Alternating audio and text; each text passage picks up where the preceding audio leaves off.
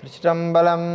ஐந்து கரத்தனை ஆனை முகத்தினை இந்தி நிழம்பிரை போலுமை இத்தனை நந்தி மகந்தனை ஆனை கொழுந்தினை புந்தியில் வைத்தடி போற்றி செய்கின்றோம். திருச்சிற்றம்பலம்.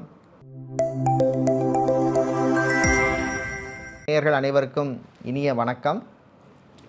இந்த நிகழ்ச்சியில் நம்ம பார்க்க போகிறது நேயர்கள் பப்ளிக்கில் கேட்கின்ற ஜோதிடம் மற்றும் அது சம்பந்தமான விஷயங்களுக்கு நம்ம கொடுக்குற பதிலும், அது சம்பந்தமான விளக்கங்களும், அது சம்பந்தமான கைடன்ஸ், பரிகாரம், ரெமெடிஸ் சம்பந்தமான விஷயங்களை இந்த நிகழ்ச்சியில் நாம் பார்க்கலாம். இந்த வருஷம் ராசிக்கான ஒவ்வொரு பலன் இருக்கு. ஸோ உங்க ராசி என்ன ராசி? கன்னி ராசி. கன்னி ராசி. என்ன பிரச்சனை? இந்த பொண்ணுங்களை நம்பினாலே வேஸ்ட். பொண்ணுங்களை நம்ம வேஸ்டா இல்ல லவ் நம்பினா வேஸ்டா? லவ் பொண்ணுங்களை நம்பினாலே வேஸ்ட். நம்ம லவ் நம்பி இதாயிருச்சு, சரிங்களா? உங்களுக்கு லவ்ங்கிற விஷயம் செட் ஆக மாட்டுது லைஃப்லயே செட் ஆகல. எதனால, என்ன ஒரு காரணம் எல்லாம் போனுச்சு அப்படின்னு எதுவும் சொல்ல முடியுமா? எல்லாம் வீட்ல அவங்க சூழ்நிலைனால வீட்ல பிரிஞ்சிட்டு சொல்லினா. ஸோ உங்க வாழ்க்கையில லவ்ங்கிற செட்டேவே ஆக மாட்டேங்குது சுத்தமா. லவ்வே பண்ணதில்ல. பஸ்ல லவ் பண்ணா அடுத்து விட்டு போச்சு. என்ன ஏஜ் இருக்கு? எனக்கு 20 ஏஜ்ல ஒரே ஒரு லவ், அதுவும் போச்சு.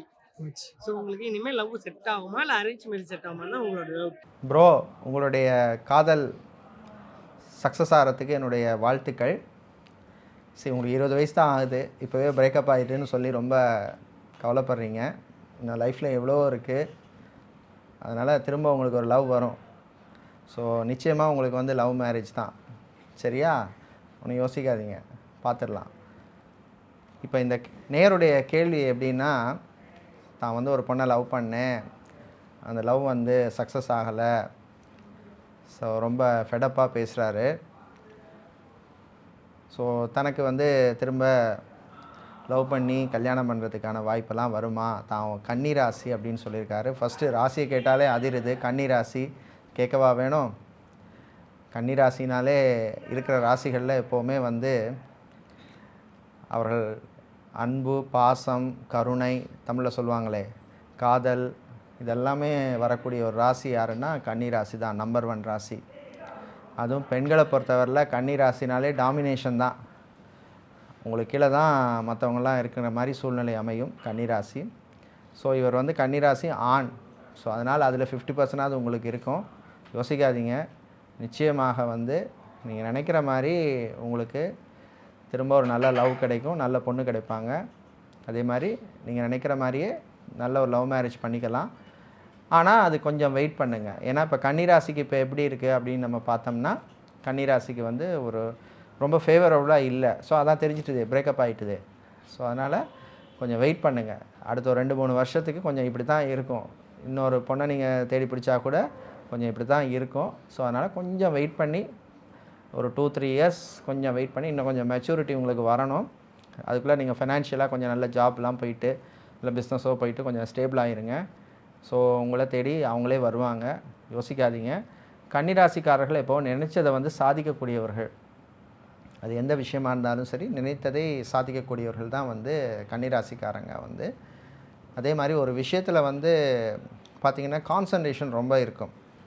இந்த விஷயத்த பண்ணணுன்னா 100% கான்சன்ட்ரேஷனோட பண்ணுவாங்க, ஏனோ தானோன்னு பண்ண மாட்டாங்க.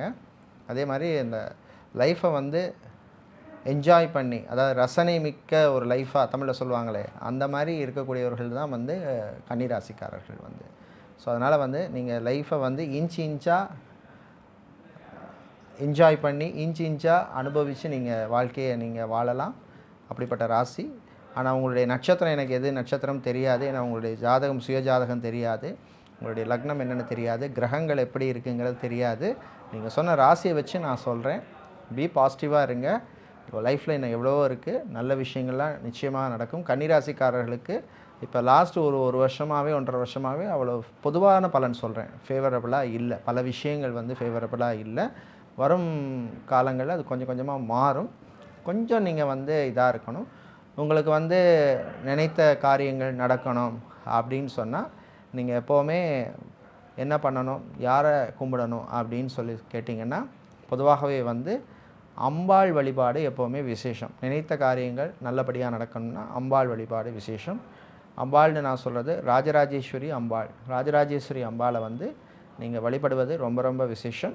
முடிந்தால் மாதத்தில் ஒரு தடவை உங்கள் வீட்டுக்கு பக்கத்துலேயோ உங்கள் ஏரியாலேயோ இல்லைன்னா பக்கத்தில் கொஞ்சம் தள்ளியோ ஏதோ ராஜராஜேஸ்வரி அம்மன் இருக்கிற கோவிலில் போயிட்டு அந்த அம்மனை வந்து வழிபட்டுட்டு வர்றது ரொம்ப விசேஷம். அதே மாதிரி பெண்கள் உங்களுடைய நல்ல ஒரு வாழ்க்கை, திருமண வாழ்க்கை பெண்ணுக்கோ ஆணுக்கோ அமையணும்னா அந்த ராஜராஜேஸ்வரி அம்பாளுக்கு வந்து எப்போவுமே வந்து விரலி மஞ்சளால் கோர்த்த மாலையை நீங்கள் வந்து சாத்தி வழிபடுவது விசேஷம். அந்த விரலி மஞ்சளுங்கிறது ஒரு கணக்கு வச்சுக்கணும். ஒரு 27 விரலி மஞ்சள்லையோ 54 மஞ்சள்லையோ இல்லை 108 மஞ்சள்லையோ உங்களுடைய விருப்பத்துக்கு இஷ்டத்துக்கு ஏற்ற மாதிரி அந்த விரலி மஞ்சளை நீங்கள் வந்து கோர்த்து மாலையாக வந்து அந்த ராஜராஜேஸ்வரி அம்மனுக்கு வந்து நீங்கள் வந்து சாத்தி அதை வந்து நீங்கள் 48 நாள் ஒரு மண்டலத்துக்கு அப்புறம் வந்து திரும்ப அதே கோவிலில் போயிட்டு அந்த சாத்தின விரலி மஞ்சள்லேருந்து ஒரு 11 மஞ்சளை மட்டும் நீங்கள் பிரசாதமாக வாங்கிட்டு வந்து வீட்டில் வைங்க. நிச்சயமாக நீங்கள் நினைத்த விஷயங்கள், அது காதலாக இருக்கலாம், கல்யாணமாக இருக்கலாம், இல்லை வேறு எந்த விஷயமா இருந்தால் கூட, குழந்தை பாக்கியமோ எந்த விஷயமா இருந்தால் கூட அது சக்ஸஸ் ஆகிறதுக்கான நிறைய சான்ஸ் வந்து இருக்குது. இது ஒரு சிம்பிளான பரிகாரம். இது யார் வேணாலும் பண்ணலாம். கன்னிராசிக்காரர்கள் பண்ணினா ரொம்ப விசேஷம். அதுக்காக மற்ற ராசிக்காரர்கள் பண்ணக்கூடாதான்னா நிச்சயமாக மற்ற ராசிக்காரர்களும் பண்ணலாம். ஆனால் கன்னிராசிக்காரர்களுக்கு இது ரொம்ப ஒரு பாசிட்டிவான ஒரு ரிசல்ட்டை தரக்கூடிய பரிகாரத்தை நான் சொல்லியிருக்கேன். இது எவ்வளோ நம்மளுடைய கஸ்டமர்கள் பண்ணி சக்ஸஸ் ஆகிருக்கு. உங்களுடைய லைஃப்பும் சக்ஸஸ் ஆக என்னுடைய வாழ்த்துக்கள். உங்கள் காதல் மீண்டும் வெற்றி பெற என்னுடைய வாழ்த்துக்கள்.